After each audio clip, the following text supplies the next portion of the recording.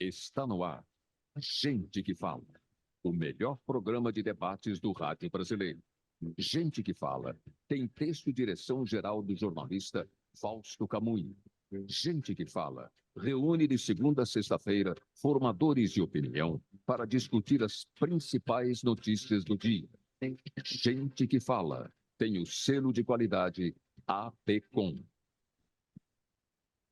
Olá, olá! O programa Gente que Fala está começando a partir de agora aqui pela 365, a sua rádio de todos os dias, com as imagens da UTV, a TV da internet, nossos perfis nas redes sociais também no ar, Instagram, Facebook, o nosso canal no YouTube e a retransmissão às 10 da noite pela Rádio Cultura AM 990 de Dois Córregos no Centro-Oeste Paulista e outras 20 cidades da região.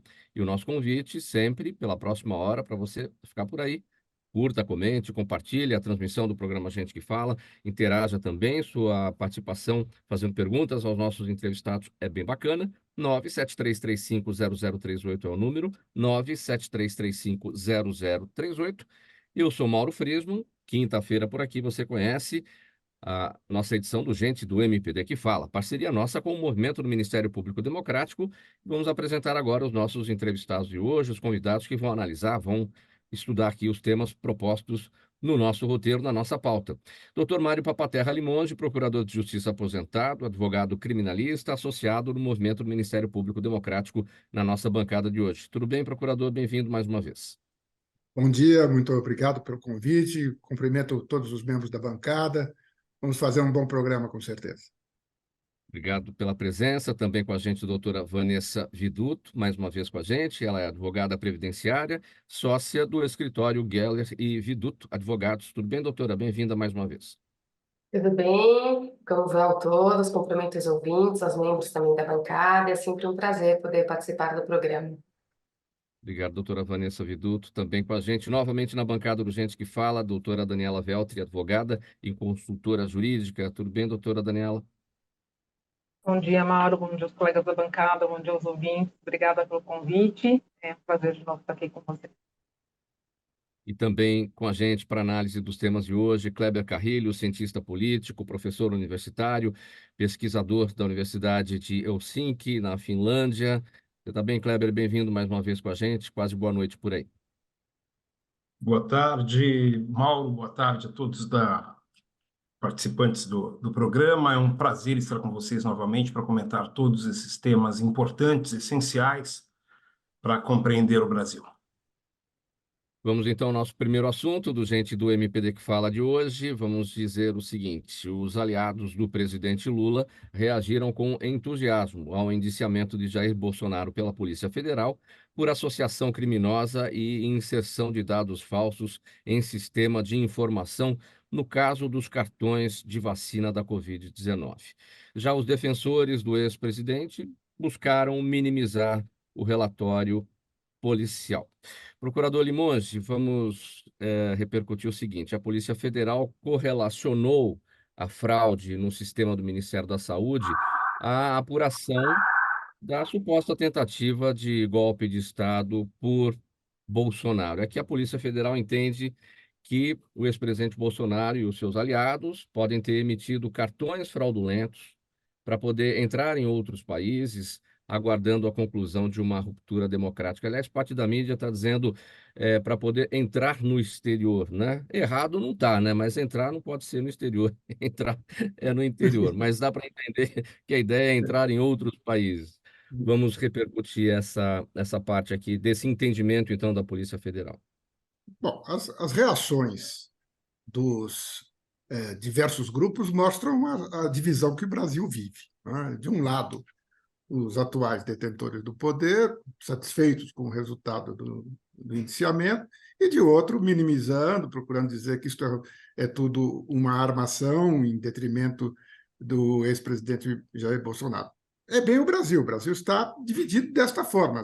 Parece que ninguém se convence de que uma investigação pode ser feita de maneira isenta, ninguém se convence que, eventualmente, o seu lado cometeu um equívoco grave, e isso é muito ruim, porque não há mais massa crítica nesse país. Todas as reações elas são absolutamente previsíveis, né? Eu pessoalmente, entendo que é muito difícil você opinar sobre um inquérito que você não leu. Não é? Eu imagino que o trabalho da Polícia Federal tenha sido profissional. Desta feita, há o acompanhamento do Ministério Público. O Ministério Público, que ficou omisso durante 4 anos e pouco participou, desta feita está participando. A gente tem que dar esse crédito de confiança ao Ministério Público Federal, que vai analisar. Mas, em princípio, me parece um exagero se imaginar que nós estejamos diante de um crime que caminha para um golpe de Estado. Eu acho que esta falsificação, certamente, ela ocorreu, tem prova de materialidade, esta questão não é difícil de ser analisada, mas colocar como organização criminosa, como início de uma tentativa de golpe, me parece, por hora, precipitado. Como eu disse, eu não vi o inquérito, aliás, ninguém viu. Né? Este inquérito tem esta mancha. Né? Ele surge de um ato de ofício do Supremo Tribunal Federal para investigar, na verdade, algo ligado ao então presidente do Supremo, Dias Toffoli, e depois isto ganha uma proporção enorme e o inquérito vai se alastrando. Está na hora, realmente, desses inquéritos serem relatados e serem tratados como crimes.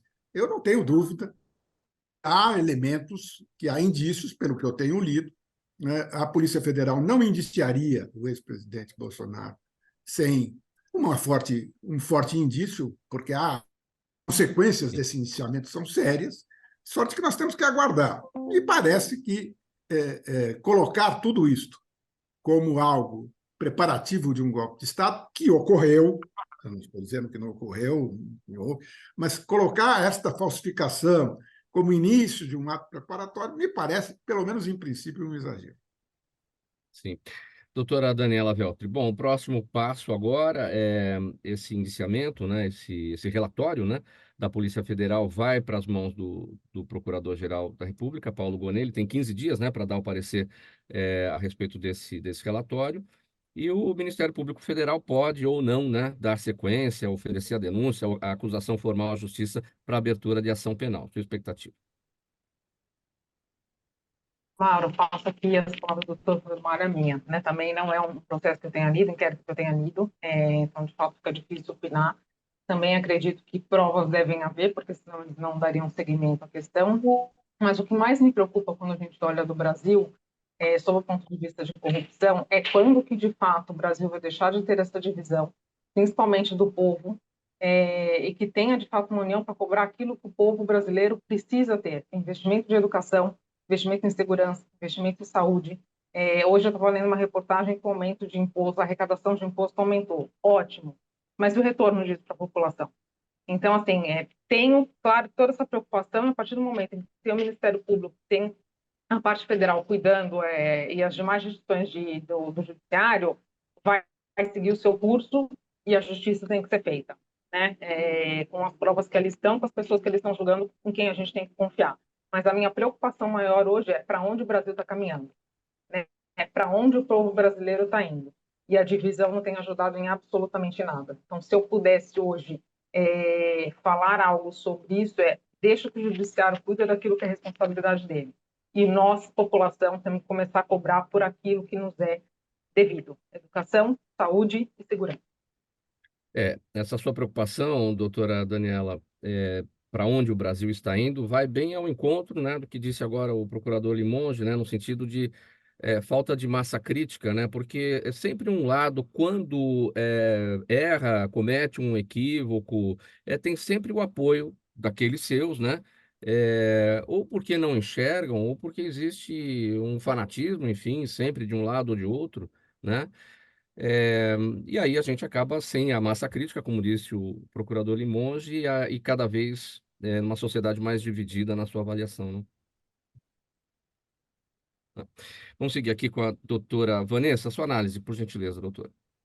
Bom, concordo integralmente com o que os outros dois colegas de bancada colocaram, e eu acrescento que o ex-presidente nunca quis esconder que era um negacionista em relação às vacinas, ao contrário, estimulava o cidadão brasileiro a não se vacinar.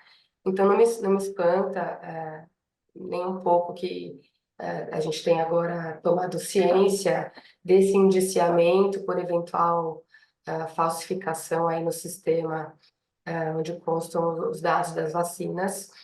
Mas eu penso também, como a doutora Daniela, que eu acho que o Brasil tem tanta coisa importante para a gente estar hoje focado, o povo está preocupado em essa polarização.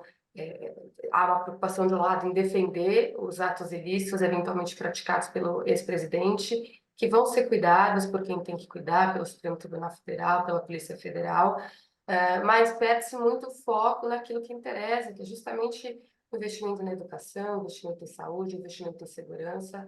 Então, a mim, nada me espanta a gente ter ciência desses fatos, ele ter sido indiciado, e acredito plenamente que a justiça vai tomar as medidas que têm que ser tomadas nesse caso. E também não relaciono, acho exagero relacionar isso à tentativa de golpe, não que não tenha havido, mas não acho muito difícil, acho que aí uma ginástica muito grande correlacionar com a futura tentativa de golpe para poder ir para o exterior, enfim. Ele sempre disse que não acreditava na vacina, não acreditava na ciência, né, e fazia piada e tudo mais. Então, dentro da sua ideologia, pouco inteligente, até sob o meu ponto de vista, porque alguém que desacredita a ciência em plena pandemia, né, alguma coisa estranha tem. Mas, enfim, dentro daquilo que ele sempre propagou, nada me estranha que ele tenha tomado algum tipo de atitude para poder fazer uso de uma carteirinha aí de vacina, para poder viajar, para poder, enfim, transitar livremente, quando, na verdade, ele e a família dele, né, não foram vacinados, porque ele próprio não acreditava na vacina. Mas é isso, acho que o Brasil precisa focar realmente no que interessa, né? Na saúde, educação, segurança, porque estamos aí vendo um aumento terrível na questão de segurança, de criminalidade, todo dia notícias horrorosas, o aumento do feminicídio, enfim. Educação nem se fale, né? A falta de acesso das crianças durante a pandemia à tecnologia, então há hoje uma defasagem enorme, as crianças uma pequena gama de crianças que tiveram acesso às escolas, que têm as escolas particulares, e as crianças que não tiveram acesso à educação nesse período da pandemia. Enfim, eu acho que é isso que interessa, que deveria ser o foco do povo, e não em procurar se preocupar em defender quem praticou crime e vai ser devidamente cuidado pela justiça. Kleber Carrilho, sua análise. Então, Mauro, você sabe que o ambiente da polarização, esse que a gente vive em várias partes do mundo e no Brasil em particular, ele é interessante porque essas histórias são desenvolvidas e são aquecidas de acordo com interesses, inclusive dos adversários, né? Quando a gente olha para o governo atual, para o governo Lula, é muito interessante que haja esse claro papel do ex-presidente Bolsonaro como adversário, né, alimentado pela imprensa. Então, eu faço aqui uma crítica também à imprensa. Esse tipo de notícia dá clique, então é isso que é muito interessante, que dá tráfego na internet, que dá engajamento nas redes, e todo mundo ganha, entre aspas, com essa história. Os dois lados, que se opõem, que batalham pelo espaço político, e também a imprensa ao noticiário. Eu não tenho acompanhado, claro, com tanta frequência o noticiário no Brasil, mas, por exemplo, essa semana eu estava ouvindo agora a doutora Daniela e a doutora Vanessa falando sobre educação, né? Essa semana houve uma discussão extremamente importante sobre o ensino médio no Brasil. E aí, quando você nota as notícias mais lidas nos portais né, de notícias e tudo mais, quais são essas? Olha, a carteirinha do presidente, ou o Big Brother, ou não sei o quê. E a gente fica numa situação em que todo mundo que pode acaba estimulando a polarização, né? Programas como o seu, em que a gente consegue se aprofundar em temas, falar 5 minutos, 10 minutos sobre um determinado tema, são raros, né? A gente tem, em geral, a notícia rápida, o vídeo de 15, 20 segundos no TikTok, no Instagram Reels e tal. E isso cria um ambiente extremamente complicado. E o grande problema e eu acho que todas as sociedades polarizadas estão passando por esse mesmo problema, como é que a gente sai? Onde é o acordo de Estado, onde é a reinvenção do contrato social, para ser contratualista aqui, onde é que é a reinvenção do contrato social para que se saia desse ambiente, né? E eu não vejo no atual governo. É lógico que o atual governo tenta desenvolver políticas específicas, mas na hora da comunicação é mais fácil viver esse ambiente da polarização. Então, por mais que haja boas práticas políticas, elas desaparecem.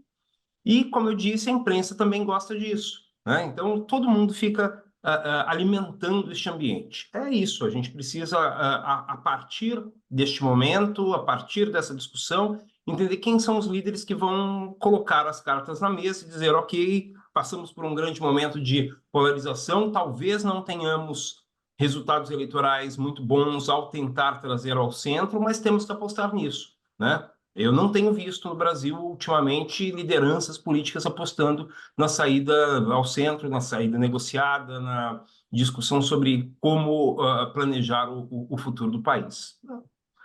Tempos complexos. A saída não aparece, Kleber, porque se por um acaso um dos lados entender que errou e que se equivocou, vai dizer o seguinte: o meu lado até está errado, mas o seu está mais errado ainda. Mais errado ainda.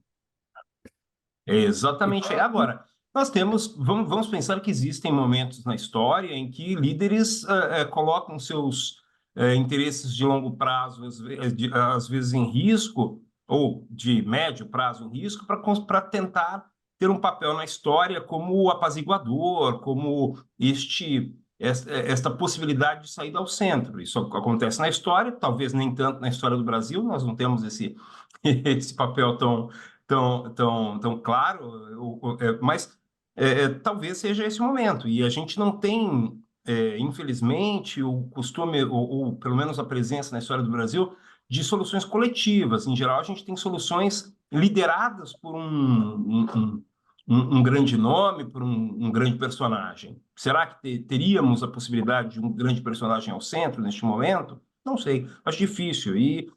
Mas talvez seja necessário pensar nessa saída. Eu achei, num primeiro momento, que o presidente Lula faria essa conversão ao centro, não fez até agora, não sei se vai fazer, não sei se tem intenção disso. Vamos ver, porque isso é necessário e urgente, porque senão a gente acaba se esquecendo dos problemas que realmente atingem a vida das pessoas né, na vida real, né? Nos bairros, nas periferias, nas cidades do interior, e que elas estão tendo esses problemas de segurança, de saúde, de educação, que a gente sabe muito bem que existem. Muito bem, programa Gente que Fala, edição de quinta-feira. É o Gente do MPD que Fala, parceria nossa com o movimento do Ministério Público Democrático, aqui pela 365, sua rádio de todos os dias, AltV, TV da internet, redes sociais, nosso canal no YouTube e a retransmissão noturna pela Rádio Cultura AM 990 de Dois Córregos, no Centro-Oeste Paulista. Próximo tema. O Mapa Nacional da Violência de Gênero, divulgado na semana passada, revela que 48% das mulheres brasileiras já sofreram violência doméstica e familiar. Do total das mais de 20 mil entrevistadas, 30% reconheceram a violência vivida. Outras 18% ainda não se identificam espontaneamente como vítimas, mas quando foram apresentadas as situações específicas de violência doméstica, aí sim admitiram ter passado pela situação. Doutora Daniela, nesse ponto final da nossa nota aqui, quando foram apresentadas as situações específicas de violência doméstica, é, parte das mulheres aí já admitiu ter passado pela situação. Esse é um termômetro bastante, vamos colocar a palavra grave aqui, porque é aquela situação que muitas mulheres não conseguem, na verdade, verificar aquilo que é violência doméstica. Passam por ela e não entendem como sendo violência doméstica, né? Eu costumo dizer que é um termômetro doído, né? Porque dói no coração quando a gente conversa com essas mulheres e entende o dia a dia delas. Existe uma questão cultural, em primeiro lugar, né? E aí, sem citar lugares, mas existem muitos momentos em que aquilo é cultura de convivência e a pessoa não consegue identificar que aquilo de fato é uma violência doméstica. Existe, de novo, gente, eu sou defensora da bandeirinha da educação. existe uma falta de investimento em educação generalizada, desde aquela que a gente tinha há uns tempos atrás em casa até a da escola. Existe uma banalização do corpo feminino, e isso tem retroalimentado uma violência muito grande, e existe, de fato, a falta de conscientização. Então, aqui tem um trabalho enorme para ser feito com essas mulheres, e aí eu não falo de mulheres divididas por classe social, não, porque, às vezes, com mulheres de classe social mais elevada, elas não conseguem identificar que elas sofrem ou sofreram violência doméstica. Então, aqui, para mim, o fato está em continuar a trabalhar cada vez mais nesse tema, continuar a conscientizar as mulheres e, de novo, investir em educação na escola, para que dentro da escola se leve para casa e assim por diante. Né? Para mim, o cerne dessa questão hoje no Brasil é muito a falta de investimento em educação. Né? De educação de relacionamento, de educação emocional, de educação financeira, de educação de todo aspecto que você pode imaginar.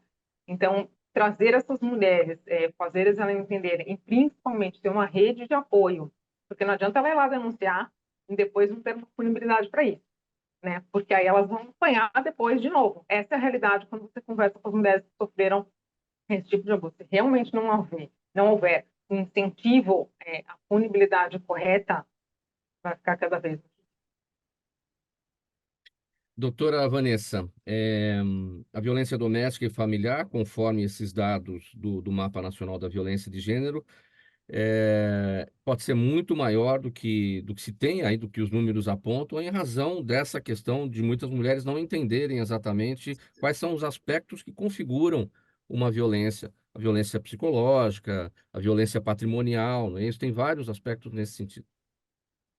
Os dados são assustadores, né? Quando a gente se depara com o número de mulheres que se revela aí nessa pesquisa que já foram vítimas de violência, e ainda com essa informação que eu acho muito interessante, que muitas mulheres só acabam fazendo parte da estatística quando têm conhecimento do que é a violência, porque sequer tinham ciência de que eram vítimas de violência doméstica, assusta mais ainda, como a doutora Daniela colocou. Isso também, para mim, está diretamente relacionado à falta de educação, né? No momento que a própria vítima, a própria mulher desconhece que vive esse tipo de situação cotidiana e só se dá conta que está vivendo, enfim, um ambiente de violência, uma situação de violência, quando é informada do que isso significa, isso é muito grave. Denota absoluta falta de educação, absoluta falta de acesso à informação. Agora, por outro lado, também, Mauro, eu me pergunto se esses números que a gente vê hoje em dia, né, que a gente sabe que são reais e que crescem assustadoramente, eles também não se devem ao fato de que hoje há mais canais de comunicação, há mais canais de denúncia, né, há também mais delegacias especializadas, enfim, nos próprios meios de comunicação a gente já vê hoje. Vira e mexe. Eu não sou uma pessoa que assisto muita televisão, mas as poucas vezes que assisto, eu vejo alguma propaganda ali mostrando para a mulher como ela deve sinalizar na rua se ela estiver sendo vítima de violência com aquele companheiro que está ao lado dela. Então, eu acho que hoje o acesso também à informação melhorou esses dados que a gente tem hoje. Então, é claro que eu acredito sim que tem havido um aumento. A gente sabe que a pandemia foi um momento em que a violência doméstica cresceu vertiginosamente, né? Porque os casais passaram a ficar dentro de casa, o homem muitas vezes se embriagando, com situação de desemprego, com falta de emprego formal, que vivia então na informalidade, na pandemia, viu a sua renda ali completamente acabada, e aí a violência, né, se torna um ciclo. Enfim, a gente sabe que a pandemia foi um momento crítico, mas eu penso também que há hoje mais informação, há mais canais de comunicação e denúncia, muito embora a gente precise melhorar. A gente sabe que o aparato ainda não tem uma estrutura suficiente até para dar proteção para a mulher que vai buscar uma medida protetiva. Poucas vão, e as que vão, muitas vezes conseguem uma medida protetiva, e muitas vezes, diante de um agressor contumaz, você tem um papel ali do juiz que determina que ele fique a X metros de distância, não é o suficiente para proteger aquela mulher. né, da violência doméstica. E a próxima violência que ela pode vir a sofrer, mesmo com a medida protetiva, muitas vezes é a morte, né, é o feminicídio. Então, eu vejo uma melhora nos canais de denúncia, no acesso dessas mulheres que sofrem violência doméstica a terem acesso à ajuda, mas penso também que essa estrutura precisa também de investimento, isso precisa melhorar, a educação precisa ali ter um investimento em educação especificamente nas escolas, ali desde a tenridade, para que essas crianças e adolescentes e jovens cresçam entendendo, né, o que é a violência doméstica, o quanto isso é reprovável e o que isso gera no futuro, até do próprio agressor, que futuramente vai ser alguém que isso vai ter repercussão ruim na vida dele em todos os setores também, enfim. Então, eu penso que esses números que nos assustam também podem ser um reflexo de um maior acesso aos dados, às denúncias, à formalização das denúncias, e essas denúncias chegarem mais hoje aos atendimentos públicos do que chegavam há um tempo atrás. Mas é claro que a gente ainda tem ali a gente já tem um longo caminho a percorrer. Eu lembrei aqui rapidamente de uma legislação que foi aprovada, né, no final do ano passado. Ela não está diretamente relacionada à violência doméstica, mas ela está relacionada à violência contra a mulher. Uma legislação inspirada, nesse caso, do Daniel Alves, a gente teve até a oportunidade de comentar no programa, foi sancionada em 28 de dezembro de 2023, a Lei 14.786, que ela estabelece um protocolo do não é não nas casas, nos estabelecimentos que vendam bebida alcoólica, obrigando esses estabelecimentos a adotarem protocolos claros, visíveis, de fácil acesso, para que as mulheres busquem a proteção numa situação de constrangimento, de vulnerabilidade. Então, acho que assim, a legislação vem evoluindo, o país vem buscando formas de melhorar, de proteger a mulher, mas a gente ainda tem um longo caminho pela frente. Endosso aqui a doutora Daniela, que a educação também, sou da bandeira da educação, eu penso que a educação assim, é a base de absolutamente tudo e melhoraria vários setores da vida do brasileiro se bem investida.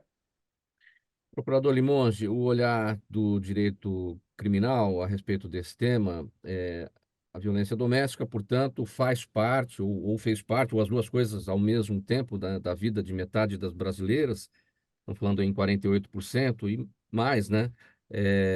Aquela análise aqui desse termômetro, que esse número pode ser, esse índice pode ser maior em razão de muitas das mulheres não identificarem exatamente quais são as situações específicas de violência doméstica. Pois é, eu compartilho das preocupações e das indignações das doutoras Daniela e Vanessa. Realmente há um longo caminho a percorrer, mas eu quero dar um testemunho, digamos, de vida profissional. Eu ingressei no Ministério Público no distante ano de 1976. E, à época, e fui ser promotor do interior, fiquei lá há 11 anos. À época, ninguém processava marido que batia na esposa. A própria esposa ia ao juiz, eu assisti várias vezes, dizer que tinha caído, que tinha um problema de menstruação, o sangue, arrumavam uma explicação, e os juízes invariavelmente absolviam com um certo sarcasmo até, né? E muitas vezes nós, promotores, também não atentávamos para a gravidade. E hoje, né, quando você tem uma pesquisa e verifica que algumas pessoas não sabem quais são as formas de violência, porque a violência física é fácil de ser apurada, não é? Ela é visível, ela é palpável, mas há outras formas de violência. Eu vejo uma evolução, sim, lenta, mas vejo uma evolução. Há delegacias de mulheres, há promotorias especializadas, muitas vezes com promotoras de justiça, o que facilita o contato, etc. E hoje há estatística, não é? Por exemplo, quando se fala que o feminicídio aumentou muito, eu fui promotor do júri por 10 anos e não fiz nenhum processo por feminicídio, porque o tipo não existia. O tipo penal era homicídio.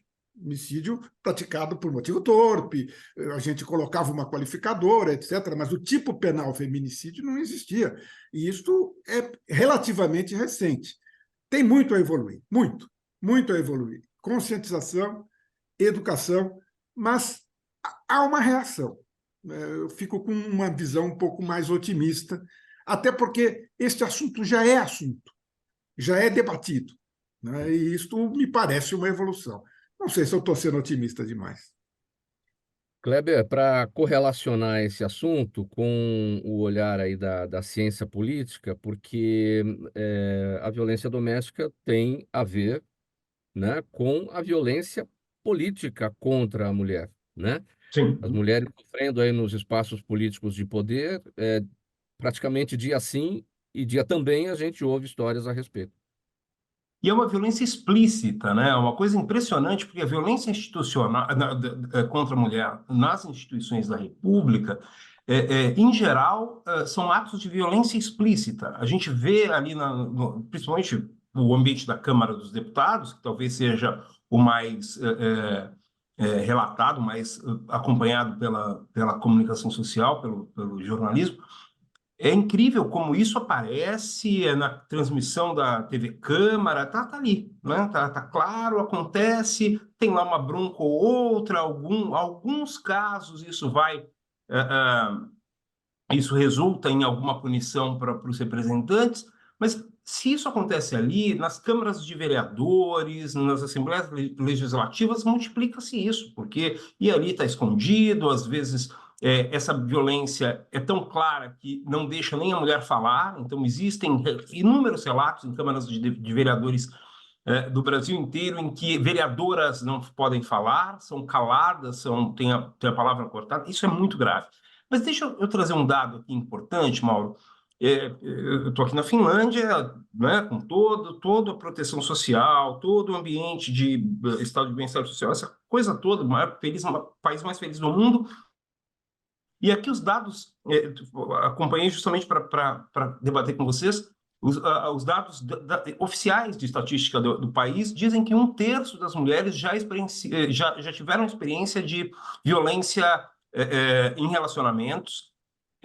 Uma grande parte dos casos também ligado ao consumo de bebidas alcoólicas, que é um problema muito sério de saúde pública aqui na Finlândia. Então, assim, mesmo em ambientes em que as mulheres estão mais inseridas no mercado de trabalho, na liderança política, aqui a Igreja Luterana é muito importante, na liderança da Igreja Luterana, em tudo isso, mesmo assim, a violência contra as mulheres é presente, né? É algo, então, que mais do que discutir, viu, doutor Mário, mais do que discutir, mais do que trazer o tema, a gente mesmo, como homens, né, precisa debater nos nossos espaços em que a gente interage com outros homens, né? Eu acho que verdade. isso também é fundamental, porque a gente vem aqui e fala e tal, mas quantas vezes, e aí é autocrítica também, quantas vezes num grupo de homens nós falamos sobre o tema? Né? Isso que a gente precisa trazer aqui também. Mas é um problema com o qual a Ah, gente convive, tem esse lado de estamos evoluindo, né? Desenvolvendo novas formas de combater este grave problema, mas ainda tem muito olha, a, deixa eu só dar a uma pausa. melhorar. Desculpa, Eu, doutor Mário.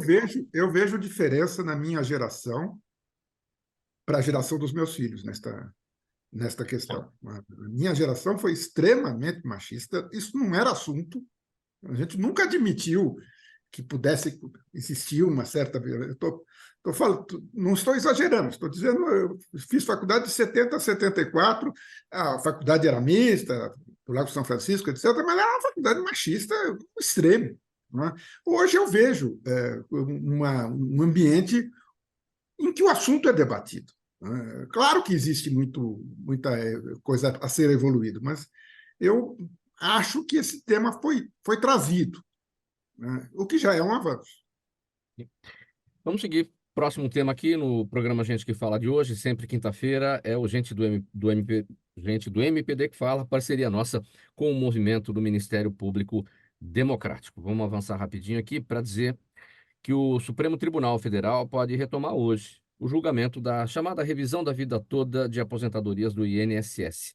A ação foi concluída, ou melhor, a ação foi incluída na sessão de hoje, mas, novamente, não é o primeiro item da pauta. A Corte vai analisar um recurso do INSS contra uma decisão do próprio tribunal, que foi tomada em 2022, que reconheceu a revisão da vida toda e que permitiu que aposentados que entraram na justiça possam pedir o recálculo do benefício com base em todas as contribuições feitas ao longo da vida. Doutora Vanessa, apesar dessa decisão, né, do próprio tribunal em 2022, a revisão não é aplicada devido a esse recurso do INSS que vai ser julgado, né? Esse é o ponto. Bom, vamos lá, né? Essa ação de revisão da vida toda, Mauro, ela virou praticamente uma novela na vida dos aposentados, dos pensionistas, que se enquadram nos requisitos e estão na expectativa aí de uma decisão definitiva do Supremo Tribunal Federal. Para que o nosso ouvinte possa entender tanto o que significa essa revisão e que situação é essa que está no Supremo, eu vou explicar um pouquinho. Até 1999, os benefícios das aposentadorias, das pensões, eram calculados com base na média dos últimos 36 salários. Em 1999, veio uma legislação e mudou o número de salários que compunham a média das aposentadorias e da pensão e trouxe uma regra definitiva e uma regra transitória para quem em 99 já era afiliado, já estava pagando. A regra definitiva nada mais é do que exatamente essa revisão da vida toda. O que dizia a regra definitiva? A partir de 1999, quem começasse a contribuir para o INSS ia ter todo o seu período contributivo utilizado para gerar a média dos benefícios futuros das aposentadorias, pensões, auxílios, etc. E a regra de transição, o que é uma regra de transição? Toda vez que a gente tem uma reforma na Previdência em especial, o legislador ele se preocupa em trazer regras de transição que amenizam a nova regra, pensando naqueles que já estavam contribuindo. A regra de transição é a regra que estipulou um período, a partir de julho de 94, como marco inicial dos salários que iam compor a média das futuras aposentadorias, justamente porque a gente tinha uma inflação cavalar naquela época. Então, pensando em proteger essas pessoas que já eram seguradas, o legislador trouxe a regra de transição, colocando como marco inicial dos salários que comporiam a média de julho de 94 para frente, tá? O problema é que o INSS passou a utilizar a regra de transição, que é essa regra que utiliza como marco julho de 94 para frente, indiscriminadamente para todos os futuros, para as futuras aposentadorias, no cálculo de todas as aposentadorias, pensões, auxílios doença, etc. Isso trouxe um prejuízo porque muitos segurados que tinham contribuições anteriores a julho de 94, altas, tiveram essas contribuições desprezadas.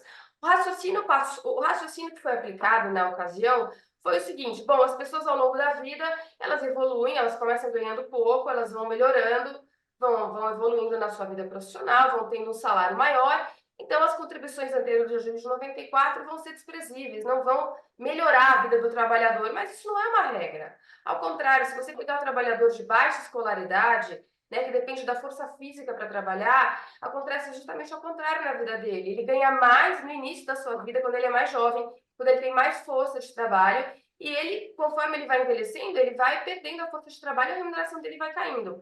Então, a revisão da vida toda é justamente o direito de se aplicar a regra definitiva, que é a regra que permite a inclusão de todos os salários de toda a vida laboral, inclusive anteriores a julho de 94, para formar o cálculo da aposentadoria e das pensões. Então, essa revisão ela não é uma revisão que vai melhorar a vida de todo mundo.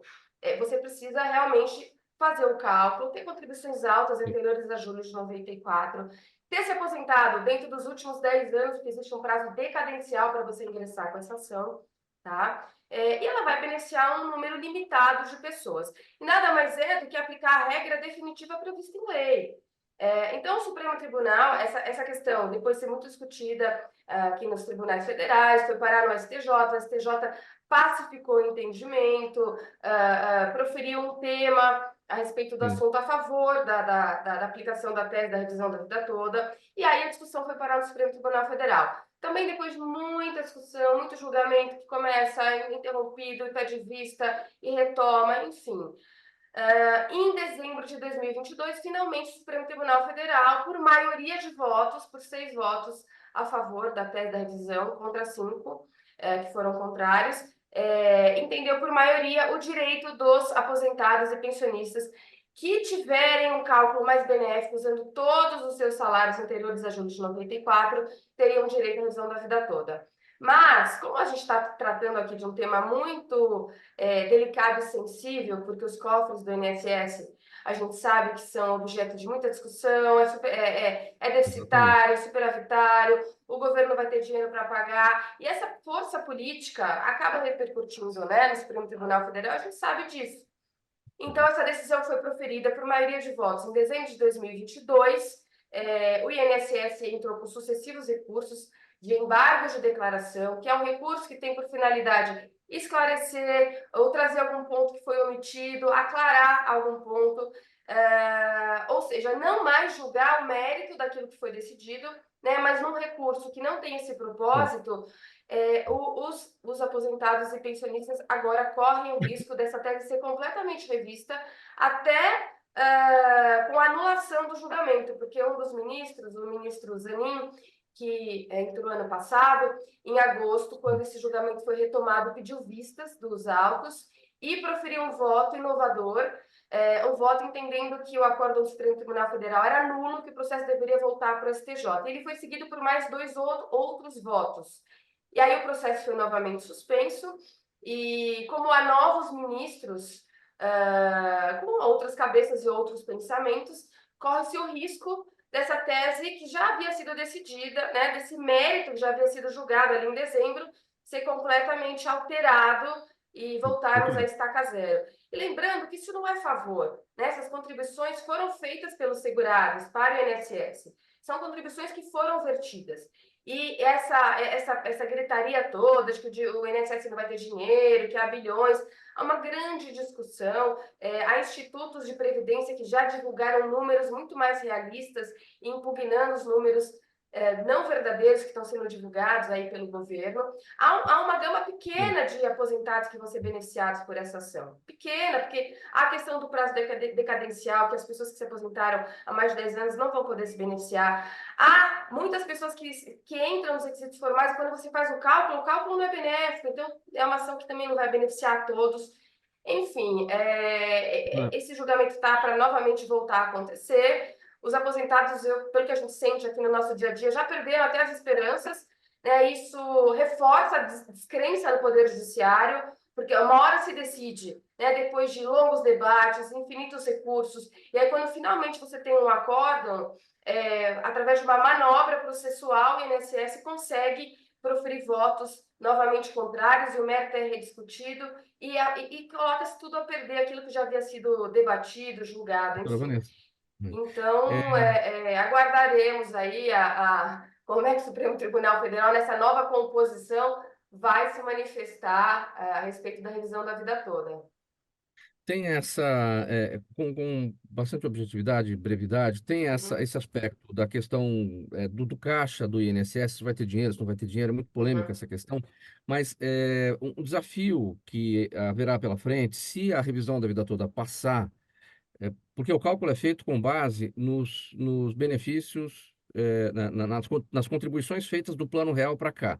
É mais fácil, é Plano Real, é a mesma moeda ao longo desses anos todos. Para a gente pegar disso tudo para trás, com tantas moedas que nós já tivemos, com a inflação que a gente já teve durante todo esse período, com benefícios, com contribuições que foram pagas para o INSS e que o INSS provavelmente não terá nos seus registros para poder considerar no cálculo, vai ter muita coisa errada acontecendo e aquilo que poderia ser um benefício para o aposentado ou para aquele que viesse aposentar, pode ser um prejuízo. Olha, vamos lá, Mauro. Importantíssima essa sua pergunta. O INSS tem um cadastro chamado Cadastro Nacional de Informações Sociais, CNIS. Esse CNIS nada mais é que um extrato da vida laboral do trabalhador. O CNIS, ele registra contribuições a partir de 1982. Então, a partir de 82, você tem todas as contribuições do trabalhador registradas nesse documento que é fornecido pelo próprio INSS. Contribuições anteriores a 1982, você vai ter ou na carteira de trabalho, com as alterações salariais, e é possível sim fazer o cálculo, qualquer programa de computador faz esse cálculo facilmente. Né? E muitas vezes, quando o trabalhador não tem a prova desses salários anteriores a 1982, o que os juízes têm feito na prática? Desprezado. Existia um dispositivo de lei que diz que quando você tem a prova do vínculo, mas você não tem a prova do salário, você aplica o valor de um salário mínimo. Então, você pode ou aplicar o valor de um salário mínimo que estava previsto em lei, ou simplesmente desprezar as contribuições anteriores a 1982. Então, a gente tem registro no próprio INSS de 82 a 1994. E qualquer simples programa de computador importa essas informações, aplica os índices oficiais que existem e faz o cálculo. Então, isso também não é uma desculpa para impedir que um direito, que a aplicação da própria legislação continue prejudicando esses aposentados que tiveram aí as remunerações desprezadas de 94 para trás. Agora, o que está sendo muito discutido no Supremo, eu lembrei aqui uma informação importante para complementar, é a partir de quando se essa revisão de fato for deferida, a partir de quando que os efeitos financeiros vão ser aplicados, porque aí é que entra a questão do volume de dinheiro, né? Se você aplicar os efeitos financeiros desde a data, ou dos últimos 5 anos, ou desde a data em que o segurado se aposentou e que o INSS estaria praticando a lesão, de fato, vai haver valores aí expressivos para esses segurados que têm direito à revisão. Já há 3 votos também do ministro Alexandre de Moraes, da ministra Rosa Weber, que fez questão de deixar o voto dela declarado antes de se aposentar, e de um terceiro ministro, que eu não me lembro agora quem se não me engano, é do Fachin, estabelecendo como marco inicial do pagamento dos atrasados a data em que o STJ pacificou o tema, pacificou o assunto. Então, não haveria atrasados assim expressivos a ponto de quebrar os cofres do INSS. Vamos seguir. Próximo tema do programa Gente que Fala, edição de quinta-feira, é o Gente do MPD que Fala, parceria nossa com o movimento do Ministério Público Democrático. O uso de câmeras corporais por policiais é apoiado por 88% dos moradores da cidade de São Paulo, segundo uma pesquisa realizada pelo Datafolha. Os favoráveis à tecnologia dizem que a medida contribuiria muito para impedir ações violentas dos maus profissionais. 8% dos entrevistados são contrários ao uso do equipamento e 3% são indiferentes. O uso das câmeras recebe o apoio da maioria dos brancos, pardos e pretos, ricos e pobres, homens e mulheres, bolsonaristas e petistas. Procurador Limonge, o seu olhar sobre essa pesquisa é um tema bastante controverso. O governador Tarcísio já se colocou contra, já disse que isso não é eficaz, já mudou de ideia, disse que vai pensar no assunto. Bom, nós temos uma política de segurança pública no estado de São Paulo que deliberadamente se manifestou contra, durante a campanha, inclusive, o uso das câmaras corporais. E, recentemente, o secretário da Segurança esteve na Assembleia Legislativa e disse textualmente que o uso das câmaras inibe a atuação policial. É licença para matar.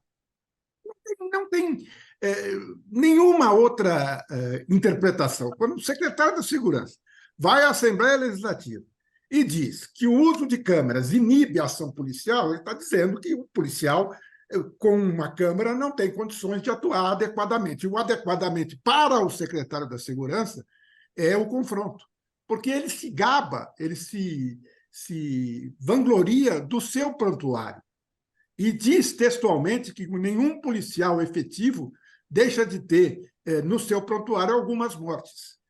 É um réu confesso. Eu vejo na atuação da Baixada Santista um momento que, infelizmente, vai ter que se federalizar essa questão.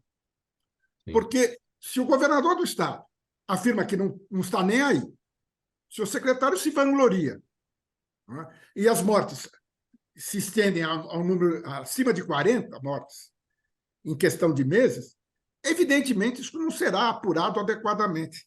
O Ministério Público Estadual está omisso, e eu lamento, digo isso com muita tristeza. Há um ano atrás, eu pertencia ao Ministério Público, aposentado há um ano, me gabo da minha instituição, me orgulho de ter participado de uma instituição, mas que está omisso em relação a isso. Então, o Procurador-Geral criou um grupo de trabalho para acompanhar esta atividade na Baixada Santista, mas as notícias que eu tenho é que este grupo de trabalho é composto de promotores substitutos, portanto, gente ainda inexperiente, é um grupo meio, lamento dizer, mas de fachada, E eu fico surpreso, realmente, muito surpreso com a estatística apresentada, porque a impressão que eu tenho é que o governador, ao afirmar que é contra a Câmara, etc., ele age com intenção eleitoral. Fica estranho essa conclusão que das pessoas são a favor, e o governo tem uma boa avaliação. Eu estranho muitíssimo. Evidentemente sou a favor de transparência, evidentemente sou a favor do uso das câmaras. Lamento que isso esteja sendo discutido, porque é tão óbvio que o uso das câmaras é necessário, né? E mais, não é uma política de governo. Quem deliberou o uso das câmaras foi o comando da PM, não foi o governador João Dória. Eu digo isto com muita tranquilidade, porque, vocês sabem, eu fui secretário adjunto de segurança do governo Mário Covas. E, na época do governo Mário Covas, havia um programa que todo policial que se envolvia em evento com letalidade era recolhido para um tratamento psicológico. E, à época, isso era muito criticado pelos malufistas, pelo pessoal da direita, que dizia que isso era uma punição ao policial. E isto também nunca foi política de governo, era política do comando da PM. Então, quando o secretário afasta os coronéis, burla a hierarquia e promove uma mudança radical na PM de São Paulo, eu lamento e vejo que ele, ao fazer este movimento, caminha para um tipo de política de confronto da PM com a população. O Rio de Janeiro já mostrou que isso não é um bom caminho. Doutora Daniela, o fato é que essa questão está nesse ponto porque passou a ser vista de forma ideológica, né? Exatamente. Eu também sou a favor do uso de câmera, mas muito mais para mostrar a dura realidade também que o policial vive. Exatamente. Doutor Mário, eu moro na Baixada Santista, não moro em Santos especificamente.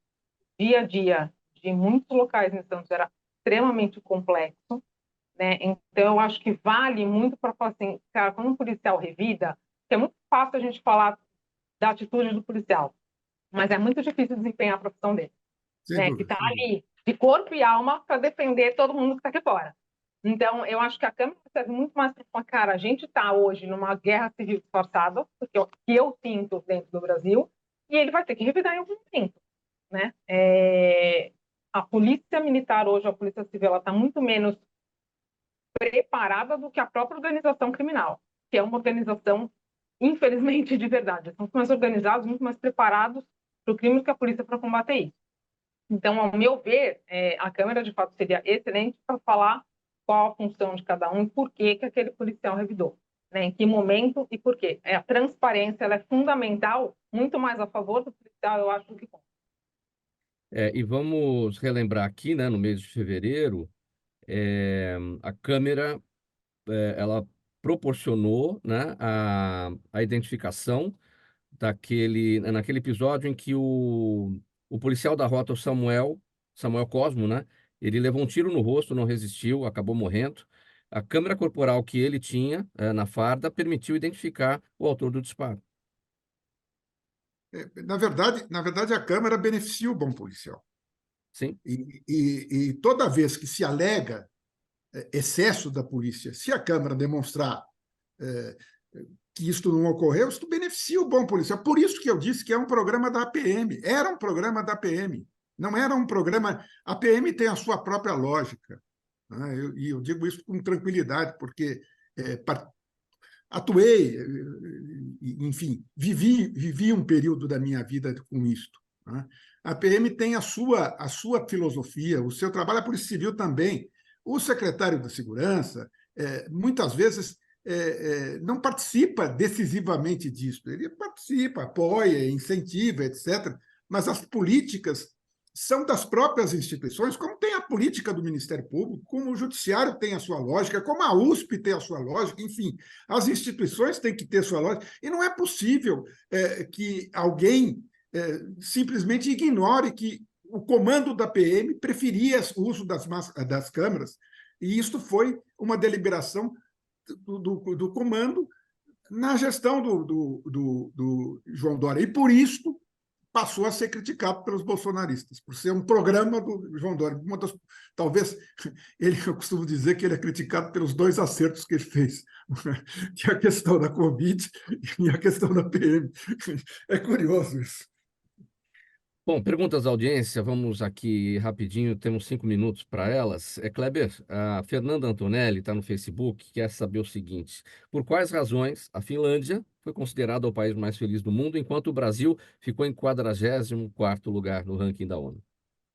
Vamos lá, rapidamente aqui. A questão da felicidade não é exatamente felicidade no sentido de, né, de sair para a rua para tomar uma cerveja com os amigos, né? É uma felicidade que se relaciona muito mais com o estado de bem-estar social. A tranquilidade, a paz, a capacidade das pessoas de terem uma vida muito tranquila e não terem medo, por exemplo, no aspecto da segurança pública, na questão de necessidades básicas, no atendimento à saúde, educação, mesmo a moradia. Então, tudo isso faz com que a vida seja muito mais tranquila, muito mais calma, e, claro, tem a ver também com uma característica que os finlandeses têm, ou grande parte deles tem, de ter o que a gente poderia considerar uma baixa expectativa em relação às conquistas. Eles estão, em geral, muito confortáveis com aquilo que têm, aquilo que conseguem curtir, né? Inclusive a relação com a natureza, a relação com o esporte,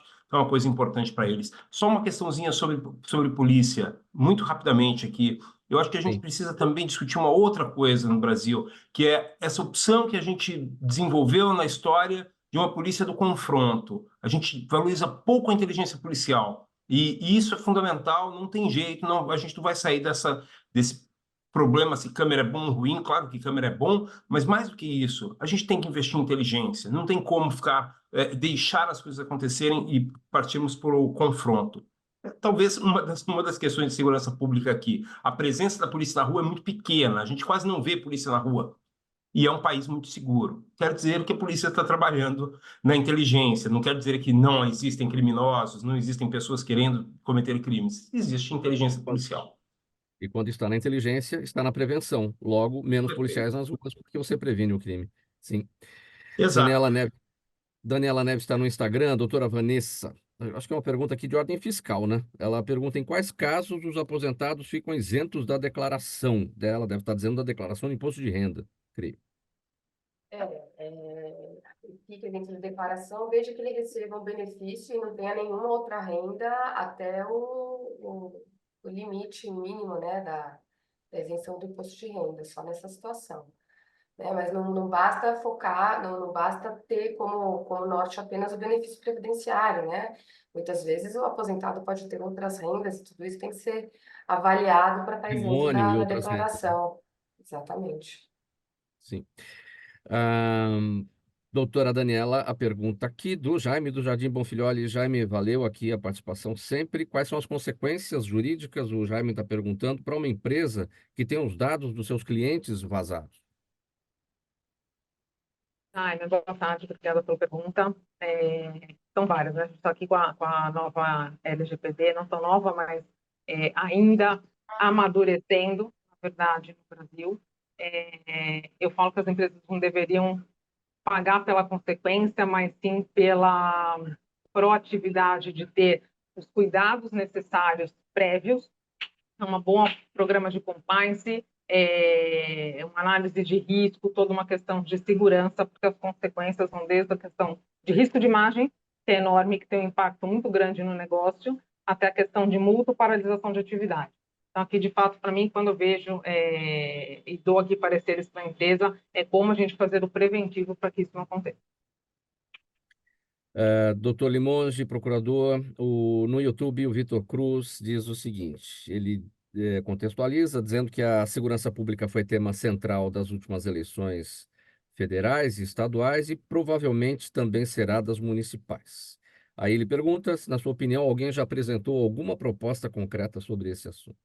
Não, infelizmente não.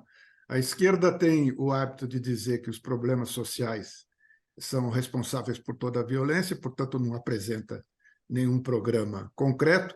e a direita diz que deve prestigiar a polícia, combater a criminalidade com rigor, e são duas expressões extremamente genéricas. Ninguém apresenta um programa de inteligência, aperfeiçoar a inteligência, aperfeiçoar a polícia científica, enfim, não existe um programa de segurança pública, nenhum dos lados consegue apresentar. E mais que isto, não há uma ideia de colaboração. Eu digo com franqueza e com certa tristeza. As pessoas parecem que torcem para que a coisa piore, né? Em vez de dar as mãos para tentar. É uma questão que tá preocupando o Brasil inteiro. Quer dizer, a segurança, a questão mostrada pelo colega, quando diz que a Finlândia você não vê policial na rua, o que diferencia, evidentemente, a qualidade de vida é você poder andar na rua, né? Quando você viaja. A gente que tem o privilégio de poder viajar de vez em quando e tal. E, à meia-noite, você está numa praça pública com absoluta tranquilidade, isso é qualidade de vida. Isso me parece que representa um aumento de felicidade. Você pode andar na via pública. E nós estamos num momento em que ninguém pode andar na via pública, ninguém apresenta a solução, e, mais que isso, só se apresenta soluções simplistas. Quando o senhor diz que parece que as pessoas torcem para piorar, não parece. Acho que efetivamente é isso. Quando a gente entende que oposição é para ser algo construtivo, então vamos melhorar as coisas, aí vem a oposição por oposição. Então, quanto pior, melhor, né? Para quem está fora, para depois tentar voltar, né? Sempre foi assim. Eu lembro quando nós implodimos o Carandiru, que era uma reivindicação antiga das entidades de direitos humanos e tal. Nós convidamos, eu digo nós porque eu participava do governo na época, nós convidamos todas as entidades de direitos humanos para comparecer à cena de implosão. Ninguém foi. E mais que isso, apresentaram a crítica que aquilo era insignificante, que aquilo não dizia nada, que era um espetáculo, mas era emblemático. E em vez de você compartilhar da vitória, você desdenha o que foi feito.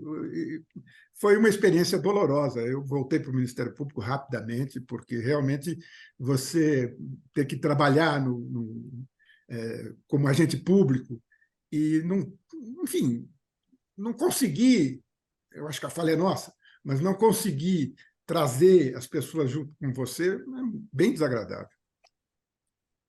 E no local ali da casa de detenção do Carandiru, no bairro do Carandiru, hoje temos, desde, né, que a explosão, temos o Parque da Juventude, que é por quem nós temos que lutar nesse país e que está ficando cada vez mais para trás a situação. Mas vamos lá, colocar um ponto final, né? Esse é um assunto para um outro Gente que Fala aqui, para a gente debater.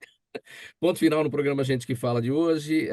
O Gente do MPD que Fala, sempre às quintas-feiras, parceria nossa com o movimento do Ministério Público Democrático. O agradecimento aos participantes todos, doutor Mário Papaterra Limonge, procurador de Justiça aposentado, advogado criminalista, associado do movimento do Ministério Público Democrático, doutora Vanessa Viduto, advogada previdenciária, sócia do escritório Geller e Viduto Advogados, doutora Daniela Veltri, advogada e consultora jurídica, e Kleber Carrilho, cientista político, professor universitário, pesquisador da Universidade de Helsinki, na Finlândia.